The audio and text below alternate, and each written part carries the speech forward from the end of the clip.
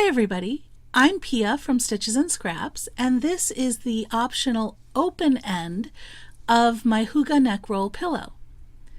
Today I want to show you how to work this joining round that joins the two separate pieces together to form this complete end circle.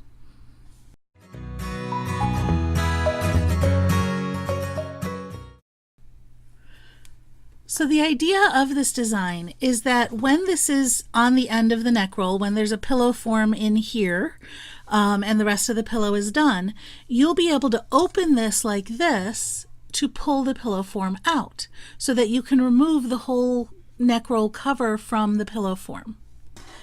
So to do that, we actually have to work this end in two pieces with a little bit of an extra bit so that they overlap. Let me take this edging round out and show you how those two pieces look individually.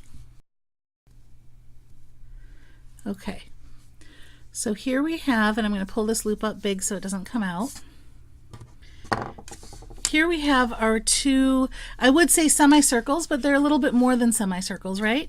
Here's the semicircle portion, and then there's 2 rows of double crochet to form the overlapping edge.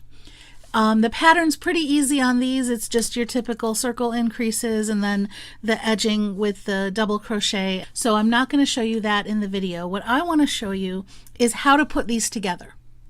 So you'll see that in this last round of the circle, this is round 8, I believe, of the semicircle, I had you put a stitch marker 4 stitches away from the end of the round, just before we started working across the straight edge here. And I've done the same thing on this piece. Now this is the second piece, so this one will be on top. And how do I know that? Well, the yarn is not cut.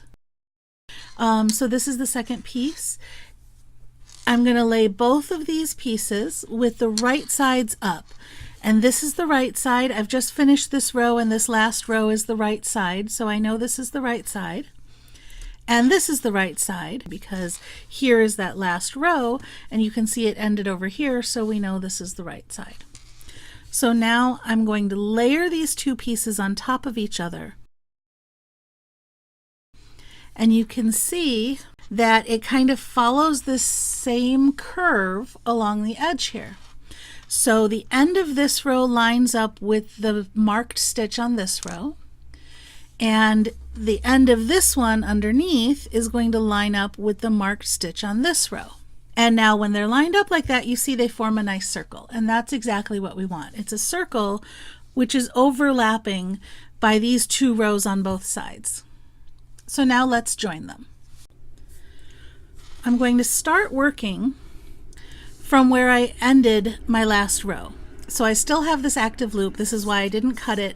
Now I'm going to tell you guys I ran into a knot in my skein and I did have to cut it halfway through this joining round. So you'll see me joining a new yarn, but don't worry about that. You won't need to do that. That was just because I had a knot in my skein. So that being said, let's grab our yarn and we're going to start from where we left off. Now the first thing I come to working across the edge here is these 2 rows of double crochet. Let me zoom in a little bit.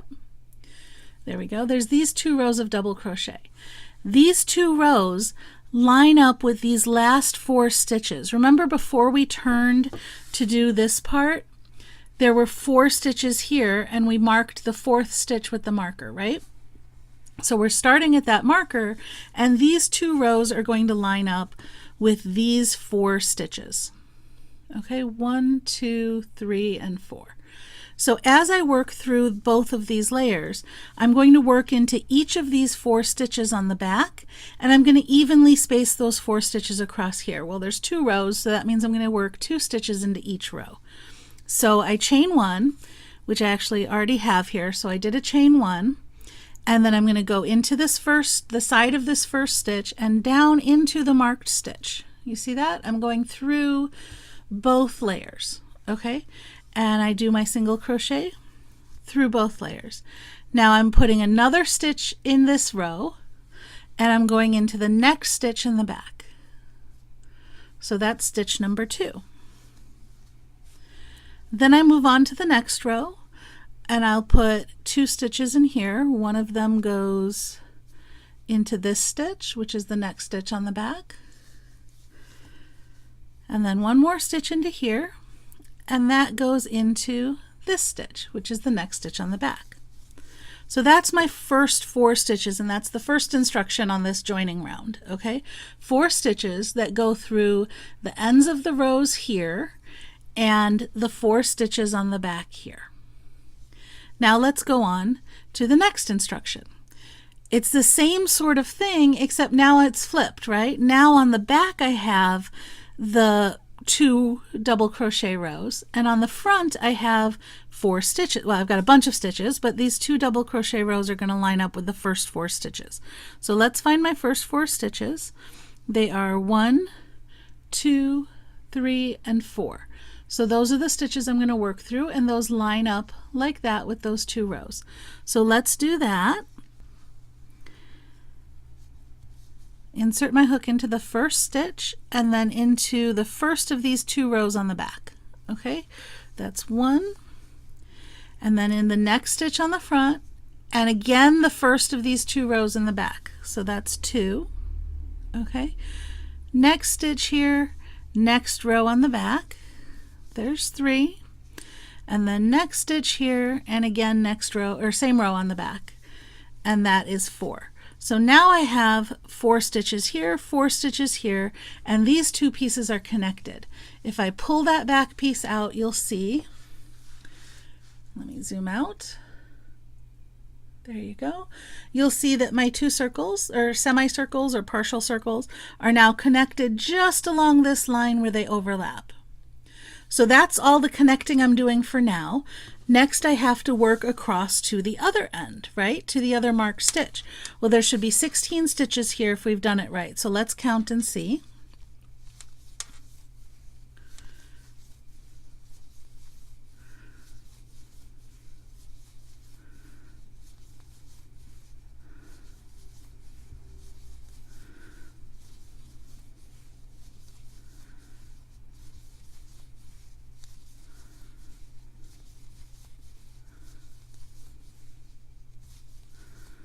And 16. Excellent. So that was 16 single crochet to get around this top edge where there's no overlap, right? There's nothing underneath it.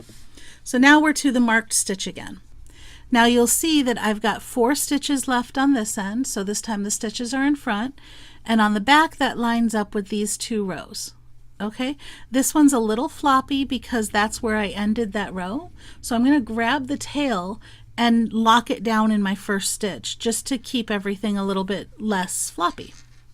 So first I go into the marked stitch, and then I go into this first row. And when you're working into the rows, it's really easy to go in this space between the rows, but if you want it to be nice and tight and not open up a gap there, you can actually go into the stitch itself. Find a loop on the stitch and stick your hook into the actual stitch itself so that it doesn't open it up all the way.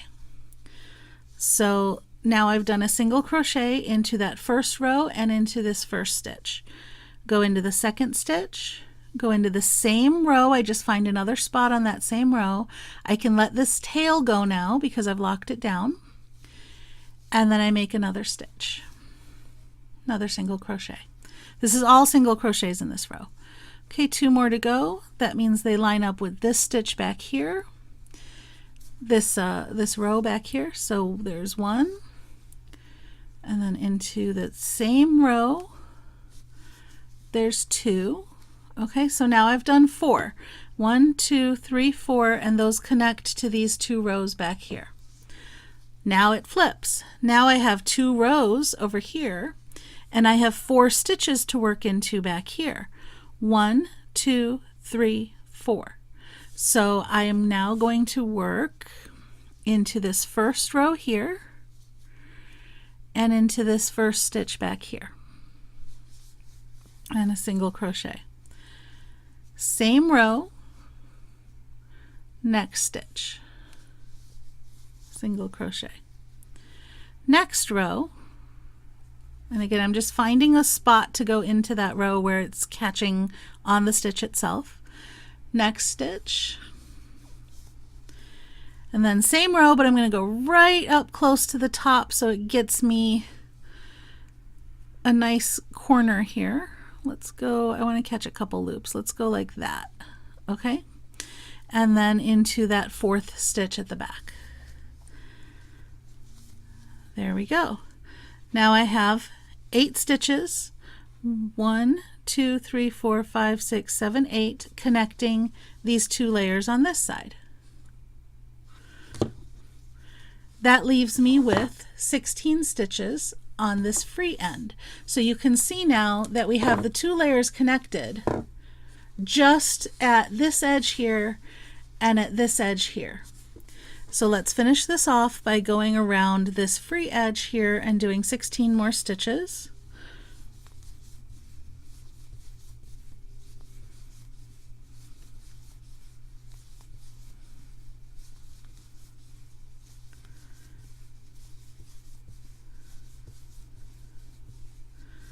And here's where my knot was, so I had to break the yarn.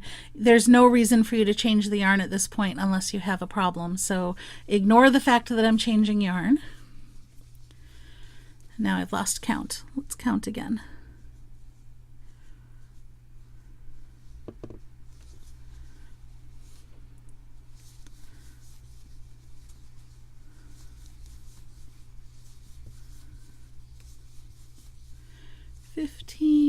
And 16.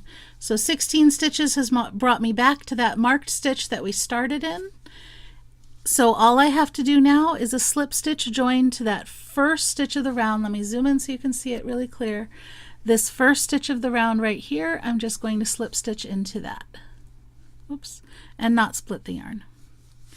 There we go. Now when I am happy with this and I think it's absolutely correct, I can go ahead and remove these markers. If they're not getting in your way, you can leave them there until you're ready. I tend not to like having markers sticking in my work a lot, so I remove them as soon as I don't need them anymore. And I don't need these anymore.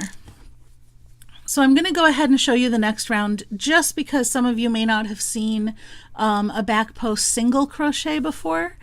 It's a little bit fiddly because you don't have a huge post to work with. So you still have to get your hook around the post, but it's not a big post. So I'll just show you a couple of those stitches. I have not turned my work. I've just chained 1, and now I'm going in from the back around the front of this first post right here and working a single crochet. So that was that first post I went around. Let's go around the next post, up from the back, around, and work the next single crochet. I'm going to do a few of those and then show you why we're doing the post stitches here. And this works regardless of whether you pick the solid end piece or the opened end piece. This is the next round. And the reason that we're doing back post single crochets around all of these stitches is because it actually turns the work. It gives you a 90-degree turn that now instead of working in this direction, we're working in this direction back. And that'll give you a nice squared off edge over here when we make the rest of the pillow. Let me zoom out. So this will be the end cap, and then the rest of the pillow goes in this direction, and that's why we're doing this one round of back post single crochet. So that's it. That's how you join this open end cap here if you want your pillow insert to be removable. Otherwise, you can always go with the easier version, which is just a solid circle, and you don't have to mess with any of the joining or any of that. Either one will work absolutely perfectly fine. So I hope you enjoy the pattern. You can find the full pattern on my site at stitchesandscraps.com. I will also leave a link in the description if you're watching this on YouTube. If you did like this video, please give me a thumbs up, leave me a comment, or share it with your friends. You can also subscribe to my YouTube channel for more great videos. Thanks for watching.